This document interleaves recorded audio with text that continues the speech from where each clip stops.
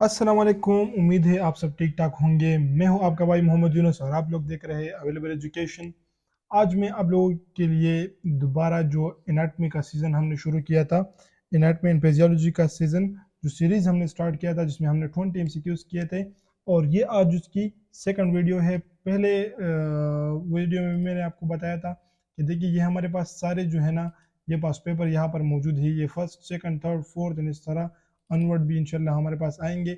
और यहाँ पर पास पेपर बीएसएन के सारे पास पेपर, पास स्टडी के, यहाँ पर न्यू फोल्डर में आप देखें तो यहाँ पर भी सारे एमसीक्यूज मेरे पास मौजूद है। इसके अलावा जो ओरिजिनल पास पेपर है वो भी मैं यहाँ पर आप लोगों को दिखा दूँ। ये सारे पास पेपर मेरे पास मौजूद है। और इस पास पेपर को जो है ना वो ऐसे नज़र नहीं आते, ब्लर होते हैं। तो ब्लर होने की वजह से मैं उसको अपने कंप्यूटर में लिख कर पावर पॉइंट में और दोबारा आप लोगों के साथ शेयर करता हूँ। तो ये सारे पास पेपर जो है ना, ये ओरिजिनल केम यू पेपर है। यहाँ पर आप लोग देख सकते हैं कि ये ओरिजिनल केम यू पेपर है। लेकिन अगर मैं इसको अभी जूम कर दूं और इस तरह आप लोगों को शेयर कर दूं तो ये आप लोगों के साथ शेयर नहीं हो पाएगा, क्योंकि यहाँ पर ये जो है ना अभी इंसुलिन ग्लूकागॉन ये आप लोगों को नज़र नहीं आता होगा, क्योंकि ये यहाँ पर ब्लर है। तो मैं इसको पावर पॉइंट में लिख कर आप लोगों के साथ शेयर करता हूँ ताकि आप लोगों को आसानी होगी रीड करने में। ये जो क्वेश्चंस है ये पास पेपर के क्वेश्चंस होते हैं और मैं वहाँ पास पेपर से उठा लेता हूँ, या अगर कोई फ्रेंड मुझे शेयर कर दे कि ये पास पेपर है तो मैं यहाँ पर लाकर आप लोगों के साथ शेयर करता हूँ। ये जो पेपर है ये मेरे एक फ्रेंड ने मुझे शेयर किया है और मुझे कहा कि ये पास पेपर है और आप इसको सॉल्व करें और फिर यहाँ पर प्रेजेंट करें। तो मैंने इसको सॉल्व किया है और यहाँ पर अभी आप लोगों के साथ शेयर करने वाला हूँ।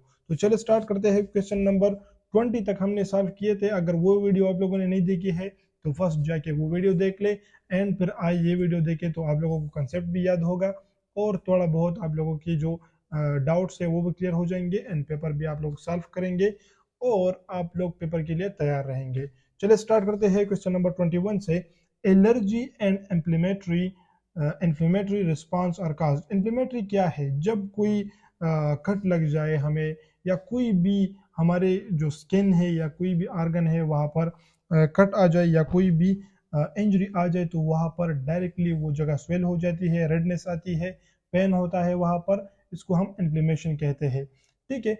तो हमने पढ़ा था कि यार हमारे पास जो सेल्स है ए ग्रेनुलोसाइड एंड ग्रेनुलोसाइड जो सेल्स है डब्ल्यूबीसी में, तो ग्रेनुलोसाइड हमारे पास कौन कौन से थे वो हमने पढ़ा था कि बेजोफिल है, न्यूट्रोफिल्स है एंड इसिनोफिल्स है। और ए ग्रेनुलोसाइड हमने पढ़ा था कि लिम्फोसाइट्स है एंड मोनोसाइट्स है। तो बेजोफिल का अपना एक्शन था, न्यूट्रोफिल्स का अपना एक्शन था एंड इसिनोफिल का अपना एक्शन था। बाकी हमने पहले पढ़ा था, लेकिन बेजोफिल जो है ये इन्फ्लेमेशन में और एलर्जी रिस्पांस में ये हमारे पास आता है और वह अपना काम सरंजाम देता है। नेक्स्ट क्वेश्चन हमारे पास आता है 2022, which of the following are not included in a granulocyte. तो मैंने आप लोगों को बताया था कि हमारे पास एक है ग्रेनुलोसाइड जो कि जिसमें ग्रेन्यूल्स होंगे, जिसमें ग्रेन्यूल्स नहीं होंगे, और एक हमारे पास होगा ग्रेनुलोसाइड जिसमें ग्रेन्यूल्स होंगे। एक था इसिनोफिल, दूसरा था न्यूट्रोफिल एंड तीसरा हमारे पास मौजूद था बेजोफिल। और जो हमारे पास एक ग्रेनुलोसाइड थे वो थे मोनोसाइट एंड लिम्फोसाइट। तो ये सारे हमारे पास क्या थे? ये हमारे पास थे ग्रेनुलोसाइड एंड ग्रेनुलोसाइड। यहाँ पर ये क्वेश्चन हमें बता रहा है कि कौन सा नॉट इंक्लूडेड है। बाकी सारे हमारे पास एक ग्रेनुलोसाइड है, लेकिन कौन सा नहीं है?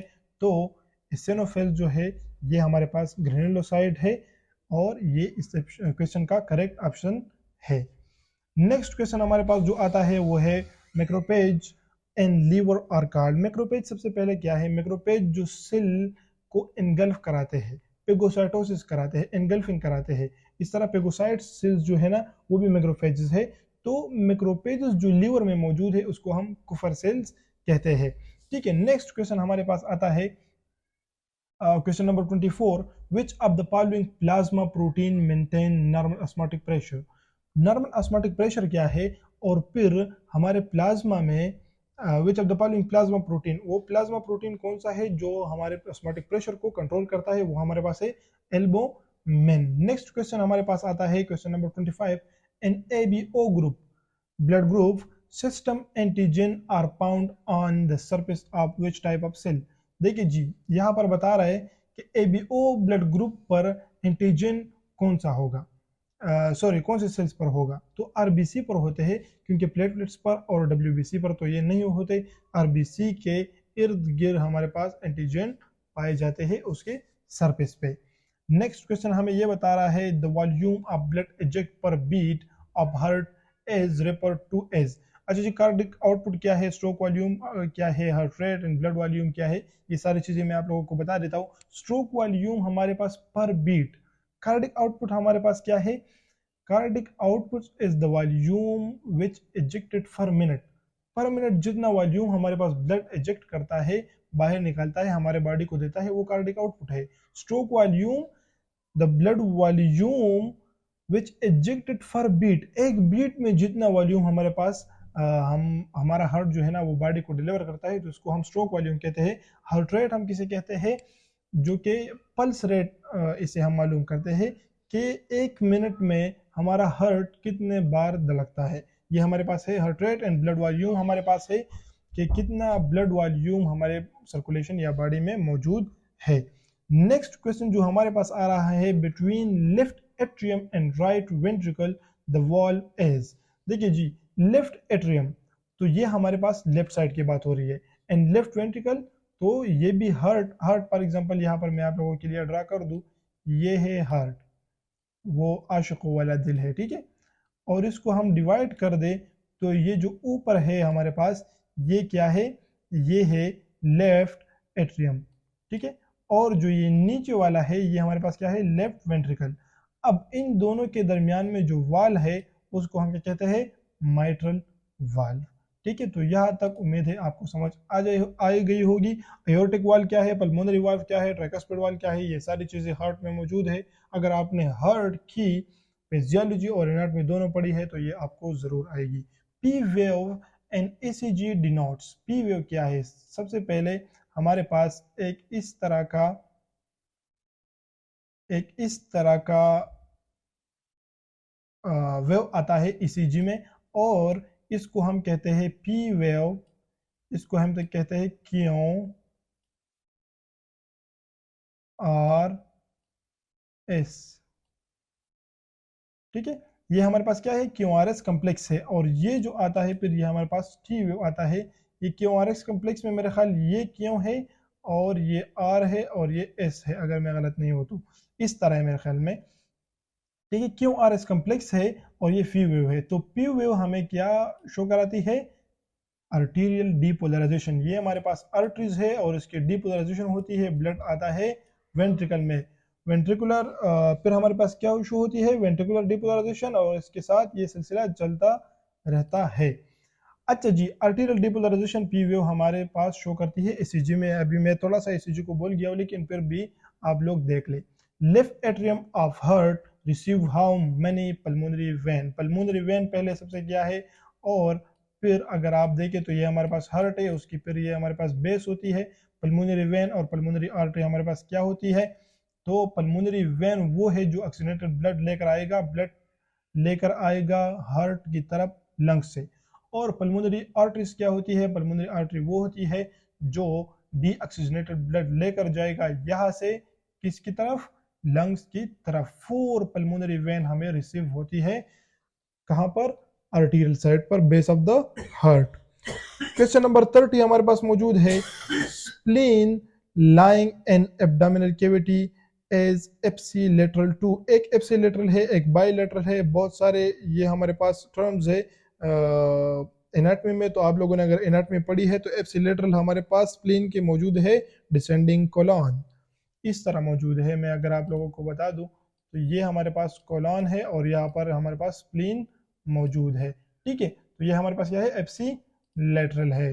नेक्स्ट क्वेश्चन हमारे पास आ रहा है, in right lumbar region which part of large intestine is located, descending colon right lumbar region पर मौजूद है, ये भी इजी क्वेश्चन है।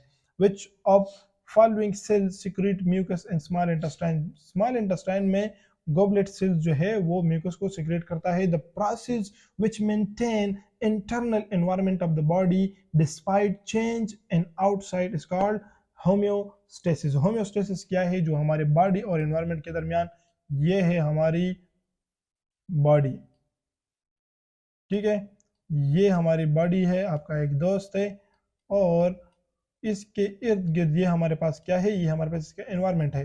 तो इसके एनवायरनमेंट और इसके दरमियान जो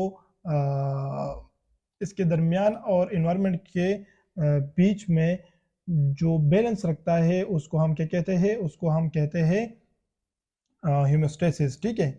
और जो ब्लड के दरमियान और टिश्यू के दरमियान जिसको बैलेंस रखते हैं वो हमारे पास क्या है, हीमोस्टेसिस। जो क्लॉट बनता है, ब्लड ब्लीडिंग को रोक देता है, इसको हम हीमोस्टेसिस कहते हैं। और एब्जॉर्प्शन, जब हमारे पास ड्रग या फूड या कोई भी चीज़ एब्जॉर्ब होता है, इसको हम एब्जॉर्प्शन कहते हैं। और हेमियोपोएसिस, जब हमारे पास ब्लड की फॉर्मेशन होगा या हमारे पास हेमोग्लोबिन की फॉर्मेशन होगा, तो ये हमारे पास वही है। देखिए जी 34 नंबर क्वेश्चन क्या कह रहा है, daily production of saliva is about, daily production कितना होगा, 1.5 लीटर है और ये रट्टे वाली चीजें है तो आप लोगों ने याद रखना है। Question number 35, hormone insulin and glucagon are secreted by, मैंने वहां पर आप लोगों को दिखाया कि ये एमसीक्यूज पहले भी आ चुका है। इस एमसीक्यूज में आप लोगों को मैंने दिखाया यहाँ पर कि ये यहाँ पर मेरे ख्याल में इस पेपर में मौजूद था। ये देखिए इंसुलिन ग्लूकागॉन वाला एमसीक्यूज यहाँ पर भी आया है। तो आप लोगों को ज़रूरी है, आप लोगों के लिए, कि आप लोग ज़रूर इन पेपर्स को देखा करें क्योंकि ये एमसीक्यूज रिपीट होते जाते हैं और पेनक्रियास इसका भी करेक्ट ऑप्शन है। नेक्स्ट क्वेश्चन हमारे पास आ रहा है, keratinocytes regenerate every dash to dash days 25 to 45 days. जो एंटागोमेट्री सिस्टम के सारे क्वेश्चन अभी यहाँ पर उठाए गए हैं।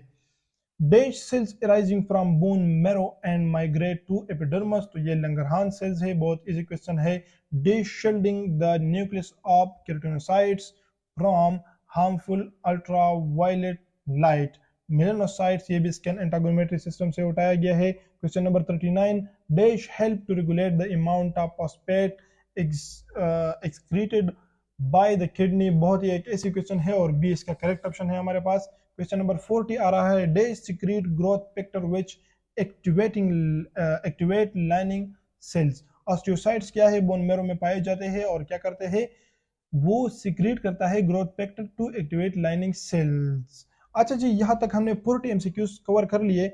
अभी आप लोगों को मैं एक रिक्वेस्ट कर रहा हूँ, जो स्टूडेंट्स नए हैं वो जाके सब्सक्राइब करें और जो स्टूडेंट्स न्यू नहीं है तो वो जाके लाइक करें, कमेंट सेक्शन में अप्रिशिएट करें हमें, क्योंकि हम आपके लिए काम करते हैं और इंशाल्लाह आगे आपके लिए काम करेंगे। Thank you so much for watching, stay tune. इंशाल्लाह बाकी जो एमसीक्यूज है 41 से लेकर 70 तक ये नेक्स्ट वीडियो में आ रहे हैं, क्योंकि हमारे पास अभी टाइम पर वीडियो की बहुत लेंथी हो जाती है और बच्चे कहते हैं कि यार इसको थोड़ा शॉर्ट रखा करें, तो हम शॉर्ट रखा करेंगे। और नेक्स्ट वीडियो में मिलते हैं। फर्स्ट वीडियो जिसने नहीं देखी वो फर्स्ट वीडियो देखे और जिसने फर्स्ट वीडियो देखी है सेकंड देखे, थर्ड आने वाली है तो उसका वेट करें। Thank you so much, stay tune, Allah Hafiz.